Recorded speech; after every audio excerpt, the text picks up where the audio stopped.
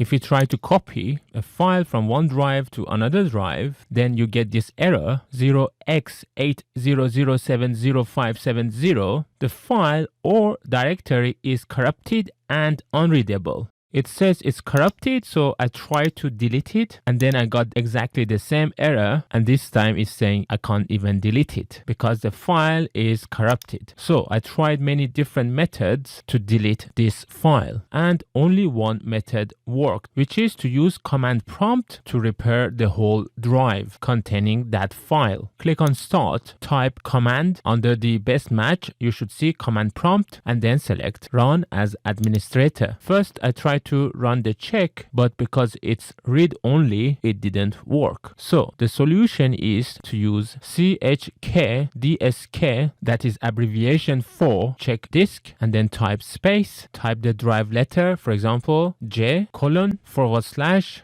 enter, and then you might get this message saying chkdisk cannot run because the volume is in use by another process. Chkdisk may run if this volume is dismounted first. And then it says, would you like to force a dismount on this volume? So to be able to fix your drive, you would need to first dismount it. So type Y and then enter. Then it would dismount the volume, that is your drive, and the volume label is photos and videos backup, just to make sure the correct drive is selected. And then it would start going through various different stages. And in the stage 2, it does examining file name linkage. And funny enough, it says deleting index entry, the same file name .jpg. So basically it has found the problematic file and it is deleting index entry of that file, in addition to a few other files that have the same problem in the same drive. Don't use your computer while this process is continuing and let it to go through all the stages. It took around 5 minutes to complete this process. Windows has made corrections to the file system. No further action is required. Now, after going to the same folder with the corrupted file, you could see that the corrupted file is now